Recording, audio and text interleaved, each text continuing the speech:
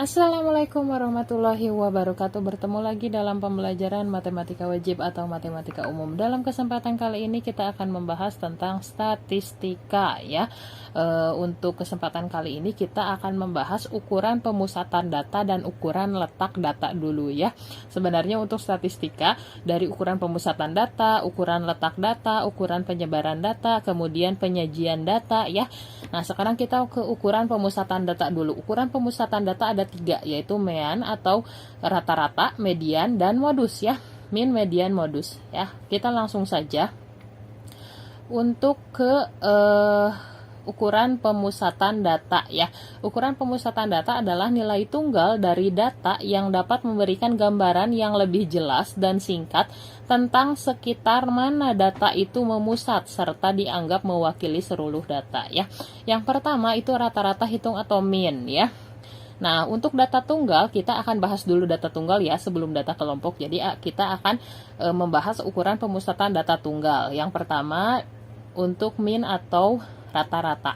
Rumusnya adalah X bar sama dengan sigma dari X dibagi N ya, dimana X bar itu adalah rata-rata hitung atau mean, sigma X adalah jumlah semua data ya, dan N adalah jumlah datum atau jumlah banyaknya data ya, banyaknya data N-nya ini. Oke, kita langsung saja ke contoh soal ya.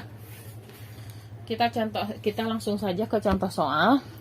Contoh yang pertama, tentukan nilai rata-rata dari data 2, 3, 4, 5, dan 6 ya.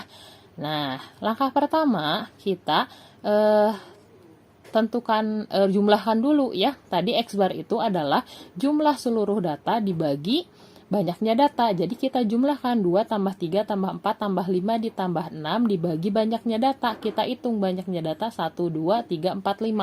Ada 5 data. Jadi kita jumlahkan lalu dibagi 5 ya. Jadi hasilnya adalah 4, 2 tambah 3, 5, tambah 4 adalah 9, tambah 5 adalah 14, tambah 6, 20, 20 dibagi 5 adalah 4. Jadi rata-rata nilainya adalah 4, seperti itu ya. Oke, kita lanjut ke median ya. Data berbobot untuk masih rata-rata ya. Cuman untuk rata-rata yang ini jika diketahui frekuensinya ya, jika diketahui frekuensinya ini mirip-mirip seperti data kelompok, tapi bukan data kelompok, ini masih termasuk data tunggal ya. Misalkan berat paket yang diterima oleh suatu perusahaan selama 1 minggu tercatat seperti pada tabel di samping ini ya.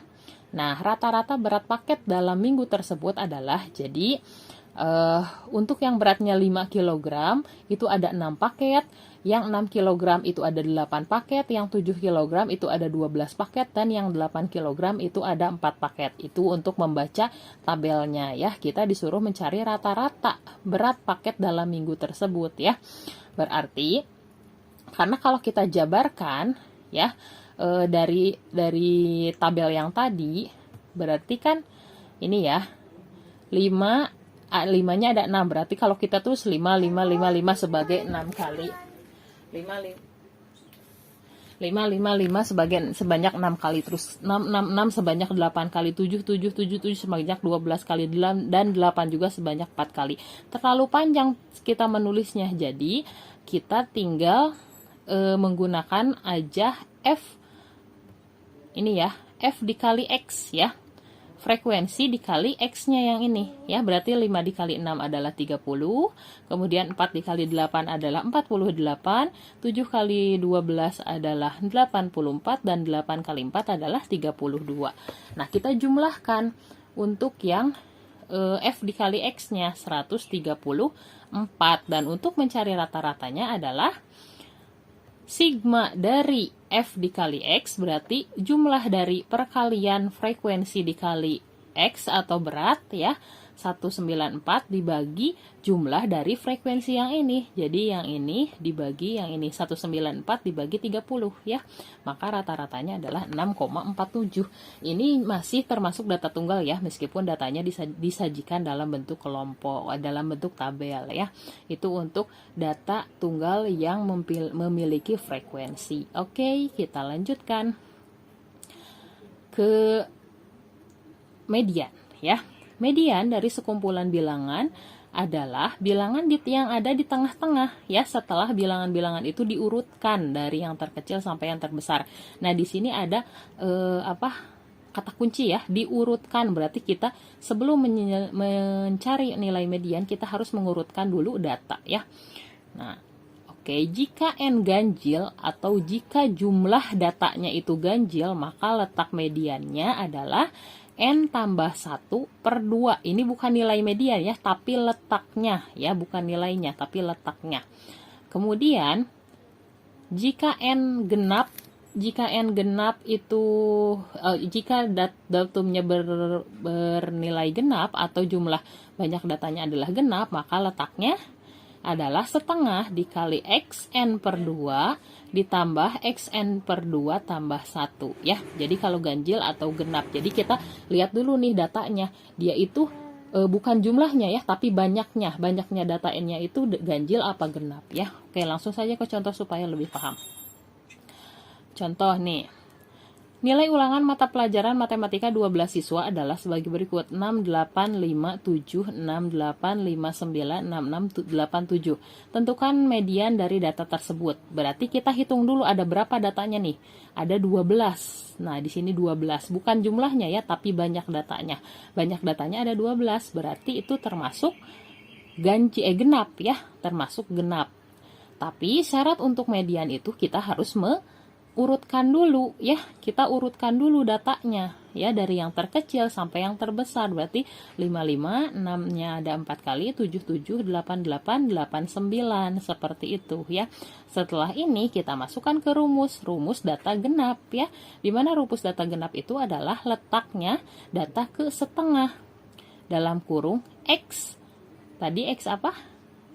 X 6 ditambah X7 ya, X6 ditambah X7. Kemudian berapa X6 ditambah X7? 13 dibagi 2 adalah 6,5 ya. Nah, ini jadi kita bagi 2 dulu datanya ya. Bagi 2 kan ini ada 12 ya. 12 dibagi 2 berarti 6. X yang pertama X6 ditambah X yang kedua kan ditambah 1 ya tadi rumusnya, berarti X6 tambah 1 X7, jadi X6 tambah X7 ya. Jadi 13 dibagi setengah adalah 6,5. Nah, kita lanjutkan untuk yang data median kalau datanya ganjil ya. Contoh ini masih yang tadi, cuman bedanya ini adalah jumlahnya 11 siswa ya. Kalau berarti kalau 11 itu artinya ganjil ya. Nah, ini kita urutkan lagi seperti biasa, urutkan. Yang hilang angka berapa? Angka 9 ya yang hilang. 11 karena ini 11. Kita gunakan rumus yang ganjil, yang mana rumus yang ganjil itu data ke N tambah 1 dibagi 2. N-nya itu adalah 11 ditambah 1 12. Ya, dibagi 2 berapa? 12 bagi 2, 6 ya. Nah, jadi untuk mediannya itu data ke 6, bukan nilainya 6, tapi datanya yang ada di urutan ke 6. Coba kita hitung 1, 2, 3, 4, 5, 6. Berarti ada di angka 6 kebetulan ya. Jadi urutan ke 6 angkanya 6. Kalau yang tadi, coba yang tadi. Nah, yang ini ada di data ke 6,5, bukan nilai mediannya 6,5, tapi ada di data ke 6,5. Coba kita hitung 1, 2, 3, 4, 5, 6,5. Berarti di sini antara 6 dan 7. Kalau kita mau nilai berapa yang akan muncul di sini, berarti 6 tambah 7 ya. 6 tambah 7 dibagi 2 ya, seperti itu.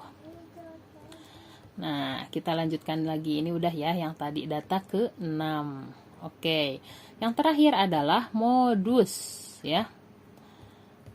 Ukuran pemusatan yang terakhir adalah modus. Modus adalah sekumpulan bilangan yang paling sering muncul atau nilai yang memiliki frekuensi terbanyak ya. Berarti yang sering muncul atau memiliki frekuensi terbanyak. Nah, oke.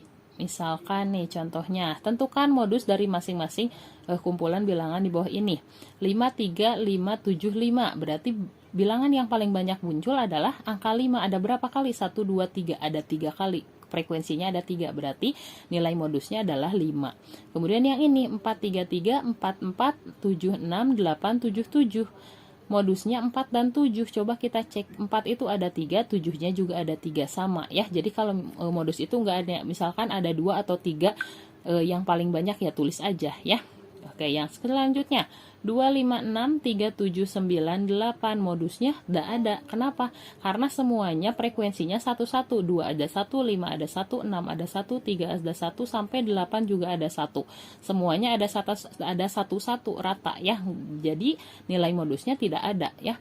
Kemudian yang ini 22, 33, 5, 4, 4, 6, 7. Berarti yang paling banyak adalah 2, 3, dan 4. Masing-masing frekuensinya ada 2 ya. Nah, itu untuk menentukan modus-modus itu adalah nilai yang paling banyak muncul ya. Oke, kita lanjutkan ke ukuran letak data. Ukuran letak data itu ada 3, kuartil 1, kuartil 2, dan kuartil 3 ya. Apa sih sebenarnya kuartil itu ya? Kuartil itu adalah nilai yang membagi sekumpulan data yang telah diurutkan ke dalam 4 bagian ya. Ada kuartil 1, 2, dan kuartil 3 ya. Nah, oke. Kuartil 1 disebut juga kuartil bawah ya. Kemudian kuartil 2 ini untuk letaknya ya. Letak Q1 itu adalah letak data ke 1/4 N tambah 1 ya. Kuartil 2 itu adalah kuartil tengah atau bisa disebut juga median. Jadi kuartil 2 dan median itu sama ya. Untuk letaknya, ini maaf 2 ya.